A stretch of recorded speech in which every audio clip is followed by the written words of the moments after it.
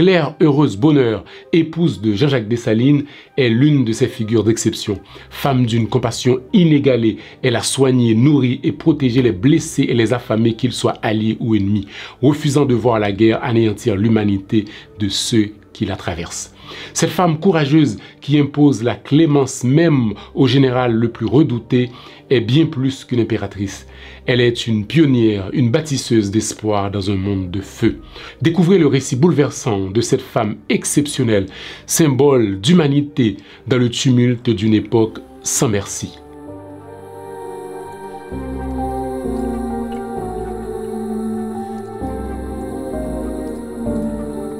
Le nom de cette femme frappe tout de suite l'attention. Son nom complet, tenez-vous bien, Marie-Claire Heureuse Félicité Bonheur. On ne connaît pas avec certitude les premières années de sa vie, mais certains auteurs donnent quelques informations, on va dire, sur sa date de naissance et des informations sur sa famille, sans toutefois donner leur source. On raconte que Claire Heureuse serait née à Léogane en 1758. Vous remarquerez qu'on a fixé sa date de naissance à la même année de la date de naissance supposée de Jean-Jacques Dessalines. Je dis supposée parce que d'autres sources avancent d'autres dates concernant la naissance de l'empereur. Certaines de ces informations concernant Marie-Claire Heureuse sont révélées pour la première fois par des feuilles de commerce de Saint-Domingue qui étaient à l'époque les journaux de la colonie. On peut donc les considérer comme plutôt fiables. Marie-Claire Heureuse est la fille de Guillaume Bonheur et de Marie-Sainte Lobleau. C'est sa tante maternelle Élise Lobleau qui l'aurait éduquée et l'aurait appris à lire et à écrire.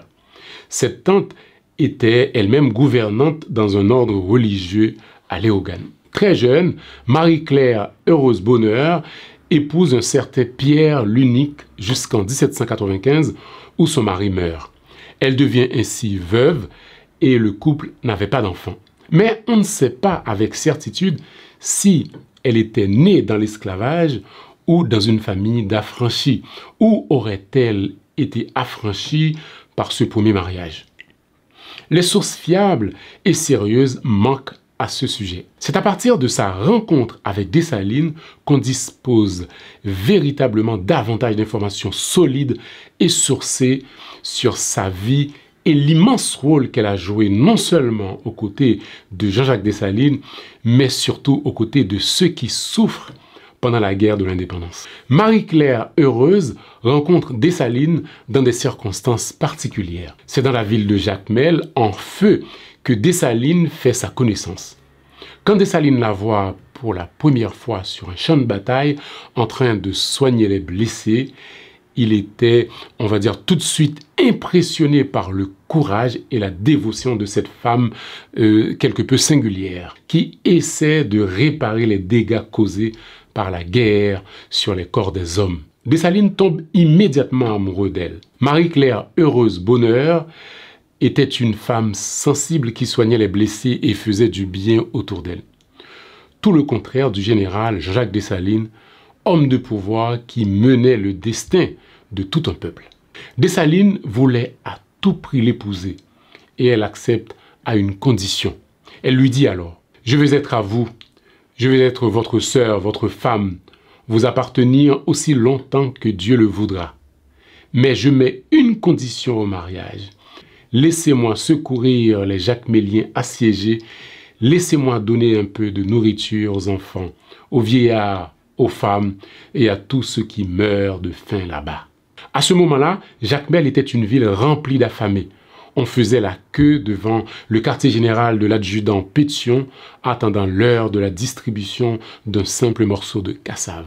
Ce long cortège d'affamés dessinait le long des rues étroites de Jacmel un incroyable profil de misère. On rapporte qu'à l'époque, la famine faisait tellement rage que les gens mangeaient les herbes du chemin, les chevaux morts, les rats et même le cuir des souliers. Face à l'exigence de Marie-Claire, Dessalines dit oui. Il faut savoir qu'à l'époque, Jacmel était une ville assiégée par les forces de Toussaint Louverture. Il y avait une guerre entre les chefs de la Révolution de Saint-Domingue, Toussaint Louverture et Rigaud. Dessalines, lieutenant de Toussaint, était l'un de ceux qui assiégeaient la ville. Et face aux hommes de Toussaint Louverture, André Rigaud et Alexandre Pétion résistaient pour que Jacmel ne tombe pas aux mains de leurs ennemis. Les hommes de Toussaint Louverture, emmenés par Dessalines, mènent une véritable guerre contre les mulâtres du Sud. Beaucoup sont assassinés. C'était ce qu'on appelle la guerre des couteaux. Et c'est dans ce contexte que Dessalines fait la connaissance de Marie-Claire Bonheur. Dès le surlendemain de sa rencontre avec Dessalines, Claire Heureuse négocie avec les belligérants pour pouvoir entrer dans la ville de Jacmel et secourir les blessés et les affamés. Dessalines, qui dirigeait le siège, et Pétion, qui était alors adjudant, donnent leur autorisation. Vêtue de blanc, accompagnée de nombreuses autres jeunes filles, Claire Heureuse entre dans la ville et apporte des soins médicaux et du réconfort à la garnison, aux vieillards, aux femmes et aux enfants qui mouraient de faim. Elle fait elle-même la cuisine aux pauvres et soigne les nombreux blessés de guerre.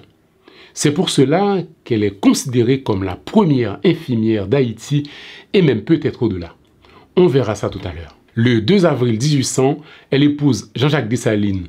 L'une de ses premières décisions est de légitimer les nombreux enfants de son mari, on va dire les enfants que Dessalines a eus avant de la rencontrer. Elle va élever elle-même plusieurs d'entre eux en même temps que ses propres enfants. Elle est couronnée impératrice en 1804. Avec Dessalines, elle aura 7 enfants. Claire Heureuse est célèbre aussi pour avoir été celle qui a sauvé la vie de nombreux propriétaires blancs pendant la Révolution haïtienne. Voici par exemple comment elle a sauvé la vie de 2 jeunes Français qui risquaient la mort. Quelques jours avant la bataille de la Crête-à-Pierrot, Dessalines se trouve à la petite rivière de l'Artibonite où de nombreux Français sont exécutés. Les cris des condamnés résonnent partout dans la ville. Soudain, 2 jeunes Français paniqués se précipitent aux pieds de Claire Heureuse Bonheur, probablement attirés par sa réputation d'être une femme clémente et généreuse. Ils la supplient. « Sauvez-nous, madame, sauvez-nous, notre vie est menacée. » Claire Heureuse leur dit de se cacher sous son lit dans la chambre. Plus tard, quand son mari Dessalines rentre des champs de bataille, accompagné de ses généraux, elle va l'accueillir en essayant d'attirer son attention loin de là où les 2 Français sont cachés. Mais tout à coup, un éternuement brise le silence dans la chambre. Dessalines fonce alors dans la pièce et découvre les 2 jeunes hommes tremblants de peur. Furieux, Dessalines et ses hommes sortent leur épée et blessent l'un des hommes, tandis que l'autre est violemment tiré de sa cachette. Sa vie, plus que jamais, est en danger. Marie-Claire Heureuse se jette alors aux pieds de son mari. Elle demande grâce à Dessalines. Elle se tourne vers les autres officiers, implorant leur aide, en disant « Messieurs, aidez-moi à obtenir la grâce pour ces jeunes hommes. » Mais Dessalines, marqué par la cruauté des colons, refuse. Alors, elle dit en le suppliant « Dessalines, celui-ci est un médecin. Il pourrait un jour vous être utile. » Accrochée à ses vêtements, elle ne lâche pas l'affaire, se laissant traîner d'un bout à l'autre de la pièce, insistant avec une telle détermination que Dessalines finit par céder. Il accorde sa grâce aux 2 Français. L'un de ces 2 jeunes hommes était Michel Étienne Descourtises, qui deviendra par la suite médecin au sein des forces de Dessalines.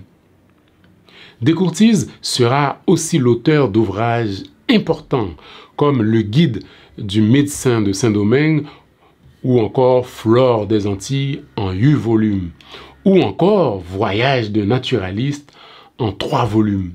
Descourtises lui-même, dans le tome 3 de son Voyage d'un naturaliste, reconnaît devoir sa vie à l'intervention de Claire Heureuse. Tout au long du 19e siècle, Claire Heureuse est connue en France pour avoir participé à sauver et à protéger 2 fillettes françaises du Cap, Hortense et Augustine de Saint-Janvier. Voici ce qu'il s'est passé. Pendant la Révolution haïtienne, parmi les nombreux colons français tués, il y avait un couple, l'homme du nom de Louis de Saint-Janvier et son épouse Marie-Louise Félicité Bertrand de l'Étang. qui résidait au Cap. Il laisse alors deux petites orphelines, Hortense, 8 ans, et Augustine, 5 ans. Les soldats de l'armée indigène récupèrent les enfants et les amènent au général Diakué, l'un de leurs commandants. Celui-ci cache les enfants avec l'aide de sa mère et d'une amie. Les deux fillettes vont vivre au milieu des anciens esclaves qui vont les protéger et s'occuper d'elles. En 1806, après la mort de son mari, Claire, heureuse, apprenant cette histoire, va prendre en charge les enfants. Elle cherche par tous les moyens à rapatrier les orphelines en France où résident ceux qui restaient de leur famille. Elle leur procure des passeports et les confie le 20 août 1809 à une Française qui part en Amérique et qui promet de retrouver leur famille. Cette dame loge et entretient les deux orphelines à New York jusqu'à ce que le consul de France à Philadelphie soit mis au courant de la situation. Les deux jeunes Françaises sont rapatriées en France le 23 avril 1810. Elles sont accueillies par des oncles et des tantes. Les descendants d'Hortense et d'Augustine de Saint-Jacques ont pendant longtemps manifesté une grande reconnaissance aux Haïtiens qui, à leur risque et péril, ont sauvé la vie des deux petites orphelines du Cap dans un contexte de guerre. Cette histoire a été largement médiatisée en France. De nombreux ouvrages et journaux français l'ont longuement relaté. Après la mort de Dessalines, ces assassins ont privé Marie-Claire Heureuse de tout moyen d'existence, en confisquant tous les biens de sa famille. Elle a survécu dans une misère noire, mais avec dignité. Le 17 octobre 1843, le général Charles Hérard, membre du gouvernement provisoire qui succède à Boyer, en visite à Saint-Marc, est choqué par la situation misérable de Claire Heureuse. Le général demande alors à son gouvernement d'accorder une pension à l'impératrice. Le 21 août de la même année, le Parlement vote une loi et lui accorde une pension misérable de 100 gourdes par mois, soit 1200 gourdes par an, comme indiqué dans le décret qui officialise la pension. Bon, à l'époque, 100 gourdes valait beaucoup plus qu'aujourd'hui, mais quand même, 100 gourdes, c'était une misère quand même. Son calvaire n'est pas fini. Entre-temps, Faustin Soulouque arrive au pouvoir et se fait couronner empereur. Après l'échec de sa deuxième tentative d'envahir la République dominicaine, Faustin Soulouque fait arrêter le général Jean-Jacques César Dessalines, fils de l'empereur Dessalines pour complot, en même temps que plusieurs autres officiers supérieurs accusés de complot, mais aussi d'être à l'origine de son échec. Traduits devant un tribunal de guerre, ces militaires condamnés à mort le 2 janvier 1856 sont exécutés le lendemain matin. Marie-Claire Heureuse est ravagée par la nouvelle.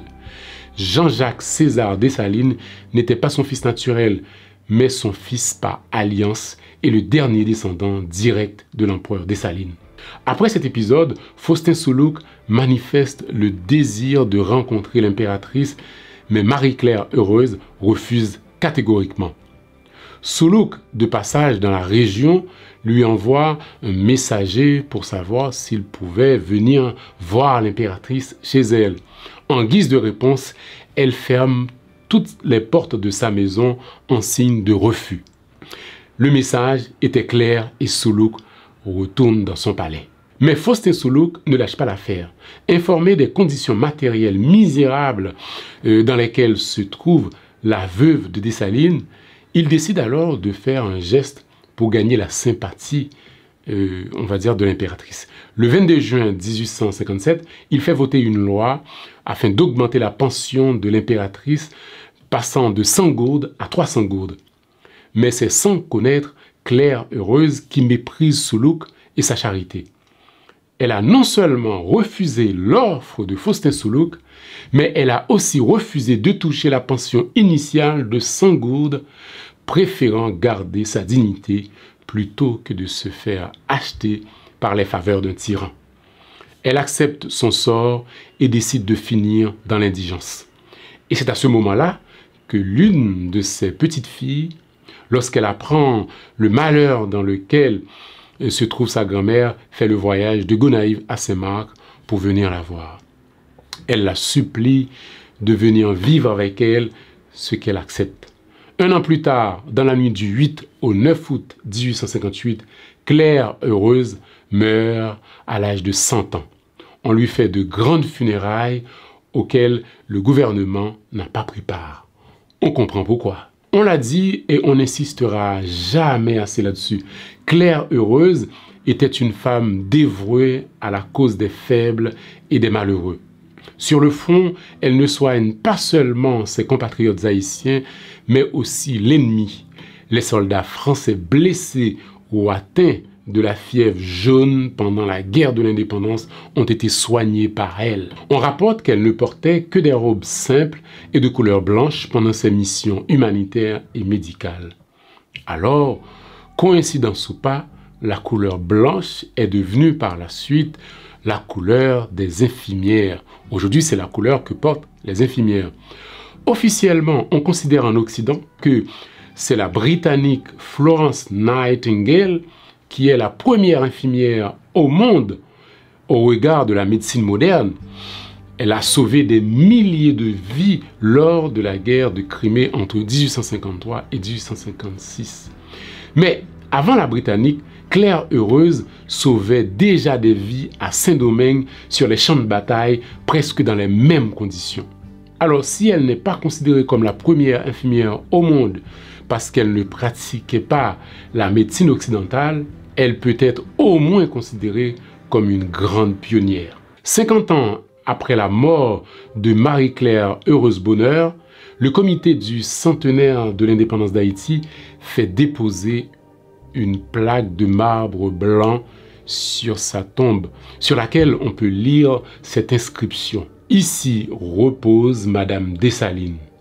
Passant, si tu veux savoir qui fut cette femme, consulte les premières pages de notre histoire. Le parcours de Marie-Claire Heureuse-Bonheur nous rappelle que même dans les moments les plus sombres de l'histoire, des âmes lumineuses se dressent pour défendre les valeurs d'humanité et de compassion. À travers ses actes de bravoure, ses gestes d'amour et son engagement inlassable pour les opprimés, elle incarne une figure intemporelle, une héroïne qui transcende les frontières et les époques.